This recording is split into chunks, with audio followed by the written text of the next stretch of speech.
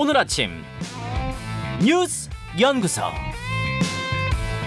오늘 아침 뉴스의 맥을 짚어드리는 시간 뉴스 연구소. 오늘은 뉴스토 김준일 대표와 함께합니다. 어서 오세요. 안녕하세요. 예, 첫 번째 뉴스 어디로 갈까요? 일주일 만에 타결. 화물연대 파업 어젯밤 가까스로 타결이 됐습니다. 예, 7일부터 파업을 시작했으니까 이제 일주일 만에 됐거든요. 어젯밤에 국토부가 11시쯤에 보도자료를 냈어요. 그래서 화물자동차 안전운임제 연장을 지속 추진하고 유가 상승에 따른 유가 보조금 확대 방안도 검토하기로 했다. 라고 이제 합의안을 발표를 했고요. 네. 그래서 화물연대가 파업을 풀기로 했다. 정확하게는 이제 운송 거부죠. 이걸 풀기로 했다라고 이제 얘기를 했습니다. 그래서 지금까지 쟁점이 됐던 거는 안전운임제거든요. 네. 그러니까 이게 2020년부터 3년간 한시적으로 운영하기로 했던 건데 과로, 과속, 과적을 막자는 취지에서 이제 어느 정도 보장을 해준다. 일종의 약간 최저임금제 같은 겁니다. 그렇죠. 화물자동차의 최저임금제 같은 거예요. 네. 근데 이제 이게 3년이 지나서 올해 말에 끝나니까 그거를 연장해 달라고 한 건데 결국은 이제 연장을 하기로 한 거죠.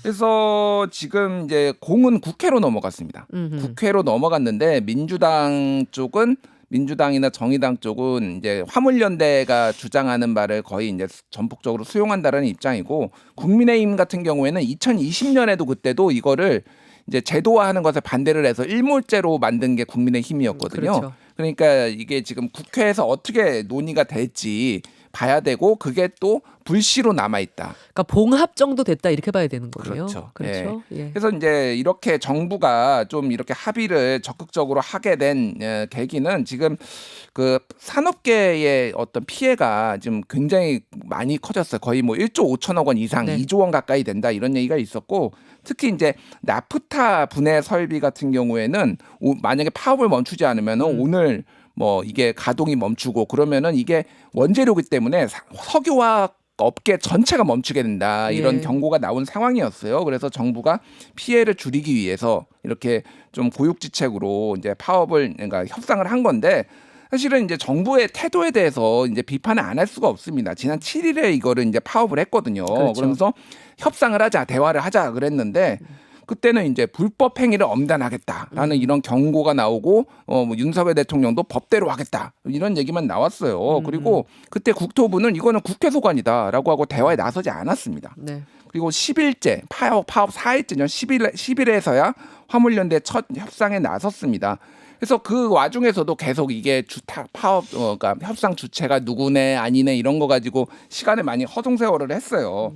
그리고 이제 워낙 이제 상황이 안 좋아지니까 윤석열 대통령이, 그 앞에는 또 뭐가 있었냐면, 윤석열 대통령이 10일에는 노사관계에 정부가 개입하는 것은 바람직하지 않다라고 얘기를 했는데, 사실은 이게 노사관계이기도 하지만은 기본적으로는 이게 이제 정부하고의 문제거든요. 왜냐 안전운임제는 정부의 법제도의 문제이기 때문에. 그렇죠. 근데 이거를 마치 노사관계처럼 개입하면 안 된다라는 이런 논리로 가니까 공무원들도 얼어붙고, 그러다가 이제 워낙 피해가 커지니까 이제 적극적으로 이제 개입을 하게 된 겁니다. 그래서 또 하나 이제 쟁점이 있는데, 지금 어떤 것까지 이거 컨테이너를 적용을 하느냐, 이 안전운임제를. 현재는 지금 수출입 컨테이너와 시멘트로 지금까지는 한정이 돼 있었어요. 네. 근데 이거를 이제 그 수출입 컨테이너에 그러니까 법으로는 어떻게 돼 있었냐면은 시멘트만 이제 돼 있었는데, 이거를 수출입 컨테이너도 이제 환적 컨테이너도 포함을 시킨 거예요. 그런데 이게 그 선사들이 환적 컨테이너는 안전운임제에 포함되지 않는다라고 해서 소송을 해서 이겼습니다. 근데 지금까지 이거를 다 받아왔거든요. 그런데 정부에서는 네. 그러니까 특별히 조치를 안 해서. 근데 이게 이제 쟁점이 될 것 같은데, 그러니까 화물연대는 모든 컨테이너에 다 적용을 해야 된다, 이런 주장을 하고 있어서 이게 지금 국회에서 상당히 쟁점이 될 것으로 보입니다. 자, 그러니까 국회가 빨리 문 열어야 돼요. 논의할 게 한두 가지가 아닙니다. 그렇습니다. 자, 화물연대 파업 일단 타결이 됐다는 소식 전해드리면서 두 번째로 넘어가죠. 문정권 겨눈 칼날. 수사 얘기죠. 예, 이 산업부 블랙리스트 의혹이 지금 수사 중이잖아요. 근데 지금 검찰이 박상혁 민주당 의원을 수사선상에 올려놓은 상황이 이제 확인이 됐어요. 산업부 블랙리스트 의혹을 수사 중인데 현직 의원, 현역 민주당 의원이 지금 수사를 받고 있다는 사실이 새롭게 드러난 거예요. 예. 그러니까 박상혁 의원은 문재인 정부 청와대 초기에 청와대 인사비서관실 행정관으로 이제 일을 했습니다. 예. 근데 그 당시에 박근혜 정부가 임명했던 산업통상자원부 산하기관장들에 대한 자료를 산업부에 넘긴 의혹을 받고 있어요.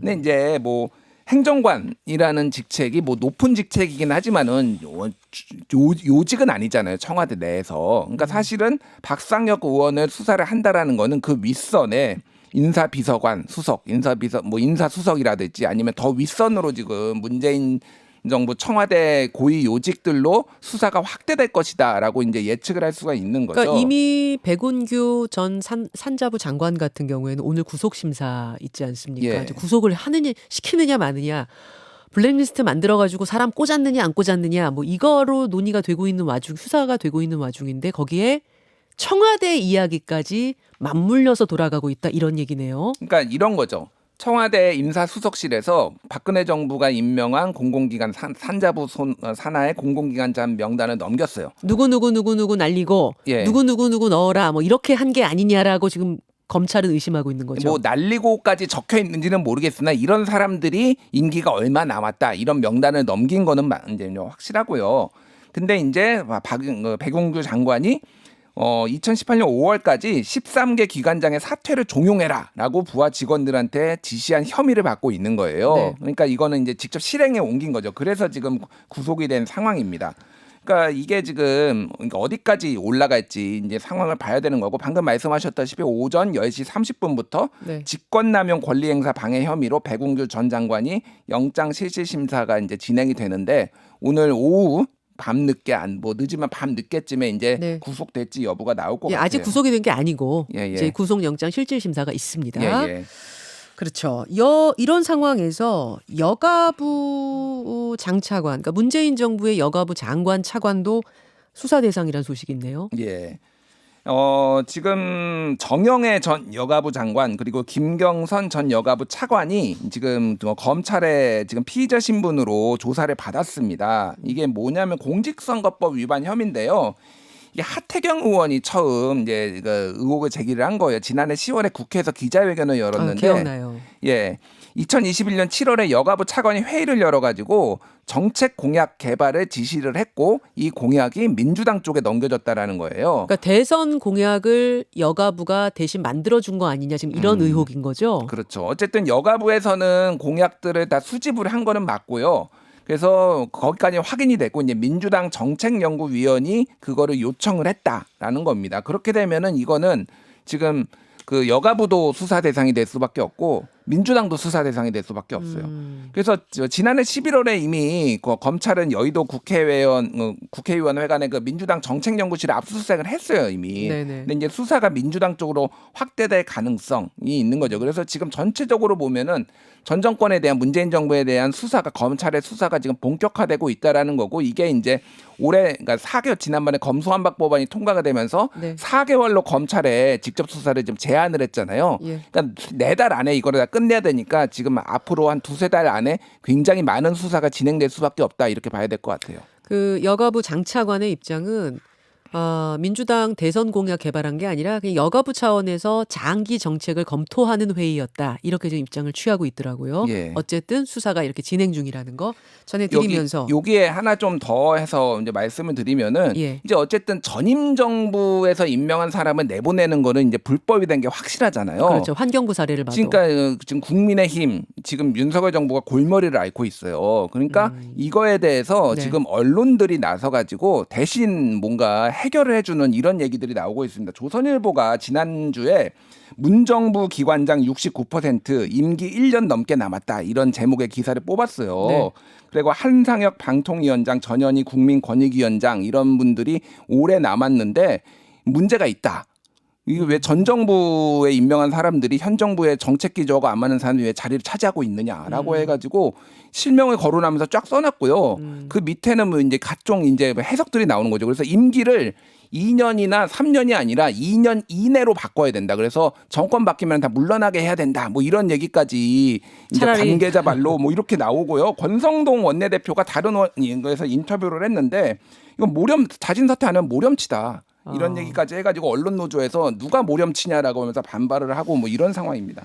그래요. 하나 더 보겠습니다. 보복의 악순환. 보복의 악순환. 이거 집회 얘기죠. 예. 그러니까 어제부터 윤석열 대통령 집 앞 서초동 그 아크로비스타 앞에서 이제 뭐 소위 말하는 진보 네. 단체의 맞불 집회가 열렸습니다. 일종의 보복 집회인데요. 그러니까 서울의 소리, 인터넷 매체인 서울의 소리가 오후 2시부터 아크로비스타 건너편 인도 앞에서 이제 집회를 시작을 했어요. 이게 경고를 이미 했었죠. 그러니까 문재인 대통령 그 양산 사저 앞에서 보수 단체들이 집회를 하니까 이게 보복 집회 하겠다라고 일주일 전에 얘기를 했고, 그래서 이제 서울의 소리 측에서는 뭐 욕설, 소음, 양산, 폐륜 집회 비호한 윤석열은 사과하라 이런 이제 프래카드까지 붙이고, 근데 그 앞에서는 또 이제 보수 단체들이 와가지고 또 맞불 집회하고 비판하는 또 예. 집회를 하고, 그래서 지금 그 서초동의 때가 이제 난장판이 됐습니다. 그래서 여기가 지금 밤샘 집회를 표방하고 있더라고요. 예. 밤 늦은 시간까지 확성기 소리가 울려서 거기가 굉장히 주택 밀집지인데 굉장히들 주민들이 고통스러워했다는 얘기가 나오는데, 지금 양산에서 서초동에서 지금 양쪽에서 서로 보복에 경쟁을 하고 있는 거예요. 그러니까 이거 지금 정치가 제 기능을 못하니까, 그러면은 대통령도 이거에서 법대로 해라라고 얘기를 했는데, 사실 법은 있더라도 우리 자제합시다 이런 메시지를 내야 되는 거 아니냐, 그런 얘기가 나왔고, 국민의힘이나 민주당이나 다 문제가 있다. 그럼 이 정도 됐으면 뭔가 정치가 풀어야 되는 거 아니냐라는 건데, 지금 양당은 집시법 개정안만 지금 발의를 지금 6건을 했습니다. 그래서 대통령 집무실이나 사저 앞에서 못하게 하는 그 국민의힘의 법안이 2개가 있고요. 그 문재인 전직 대통령 사저 앞에서 못하게 하는 거, 이것까지 지금 4개가 발의가 돼서 내로남불 지금 법안만 지금 하고 있고 기능을 못 하고 있다, 이렇게 봐야 될 것 같습니다. 여기까지 수고하셨습니다. 감사합니다. 김현정의 뉴스쇼는 시청자 여러분의 참여를 기다립니다. 구독과 좋아요, 댓글 잊지 않으셨죠? 알림 설정을 해두시면 평일 아침 7시 20분 실시간 라이브도 참여하실 수 있습니다.